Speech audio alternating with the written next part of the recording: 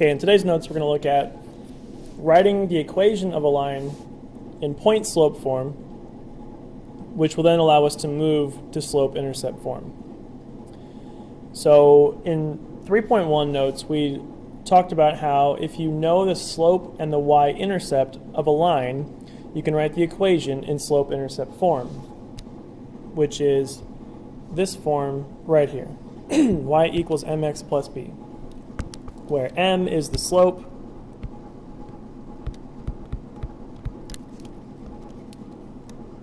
and b is the y-intercept. Well, today we're going to look at situations where if you are given the slope of a line and not the y-intercept, but any point the line goes through, you can eventually make your way to slope-intercept form using what's called point-slope form, where m is again the slope and x1, y1 is a point on the line. So any random point that the line passes through can be used for this form of equation. Now, point-slope form is really only useful to move to slope-intercept form when you don't know the y-intercept. So in these notes, we're going to practice writing the equation of the given line when we're given the slope and a point. We're going to use point-slope form and then move to slope-intercept form. So example 1, we have m equals 2. Remember, that's the slope. And it goes through the point 2, 1. Now, point-slope form looks like this, right? Y minus y1 equals m times x minus x1, where x1 and y1 come from the point the line goes through. So I'll rewrite that here to remember it. Y minus y1, right? That's the y value from the point, equals m, the slope, times x minus x1, which is the x value from the point. So we're going to be replacing these letters here, these variables, with those values that were given in the problem. So let's fill it in. So we got y minus, now the y value from the point is 1. So y minus 1 equals m, the slope, that's right here, the slope is 2, times x minus, now x1 is the x value from the point, which is 2. So here we have the equation in point-slope form. Now, like I said before, this is really only useful for getting an equation into slope-intercept form. So what we can do now is just solve for y. And so we'll first distribute here, and that gives 2x minus 4. And then to finish, we're going to add 1 to both sides. So y equals 2x minus 3. So there we have the equation in slope-intercept form when we were given the slope and a point, instead of the slope and the y-intercept. And that's what point-slope form is really useful for, is for getting to slope-intercept form when we don't know the y-intercept.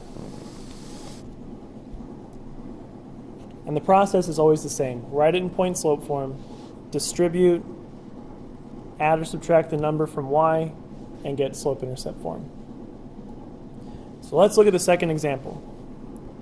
M equals 1/2 through the point 8, 3. And again, point-slope form is right there. So y minus, now the y value from this point is 3. So y minus 3 equals 1/2 is the m value times x minus 8. And then we just distribute. So we get 1/2 x minus 4. And then we're going to add 3 to both sides. And we end up with y equals 1/2 x minus 1. And there's the equation in slope-intercept form of the line with slope 1/2 that goes through the point 8,3. So the tricky part here is really just remembering the format of the equation. For example 3, let's try it without writing it down. So we have m equals -3 through the point -2, 4. So first we start with y minus the y value, which is 4, because points are x, y. So y minus 4 equals the slope, -3, times x minus the x value. Now the x value here is -2. So instead of writing minus -2, let's just make it plus 2, which is the same thing, right? If you subtract a negative, you can change that to plus a positive. So because we are subtracting the y value and the x value, you can think of it as just sort of the opposite. So if it's positive, like these values, you'll see we are subtracting them in the equation.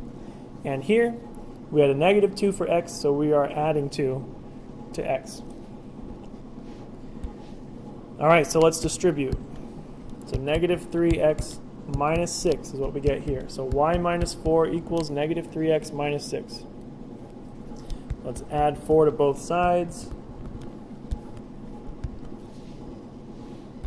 And we end up with y equals -3x minus 2.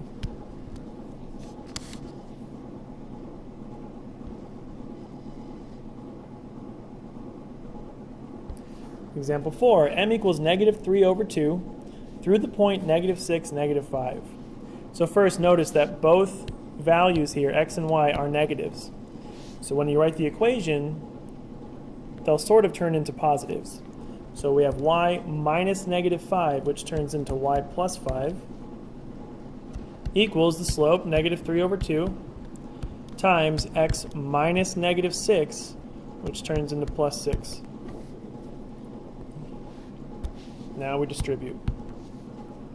-3/2x. Remember how to multiply a fraction by a whole number.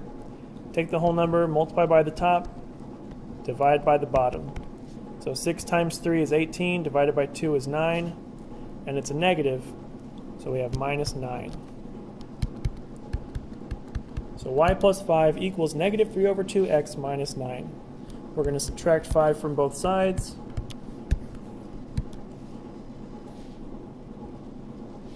And so y equals -3/2x minus 14. And again, that is the equation in slope-intercept form from point-slope form for the line with slope of -3/2, which passes through the point -6, -5. All right, example 5.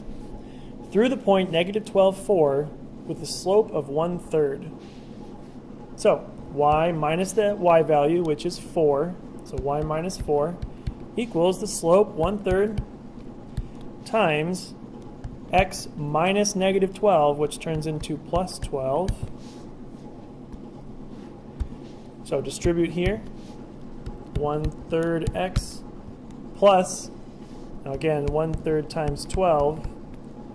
12 times 1 divided by 3 is 4, so 1/3 x plus 4 equals y minus 4. We're going to add 4 to both sides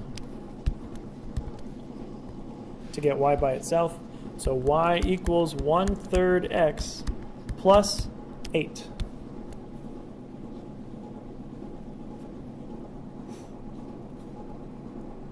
Okay, last one. Slope is -1 through the point 4, 0. So let's just fill in what we know, right? Y minus 0 is the y value, equals the slope is -1 times x minus 4 is our x value. So there's your point slope form. Now we distribute, so -1x plus 4 equals, now here we can simplify y minus 0 is just y. And so that's it. Y equals negative x, or negative 1x, plus 4. That's all we had to do there. So again, the benefit of point-slope form is to then solve for y and get the equation in slope-intercept form. So just remember the structure, y minus y1 equals m times x minus x1. Fill in the values that you're given in the problem, and then solve for y.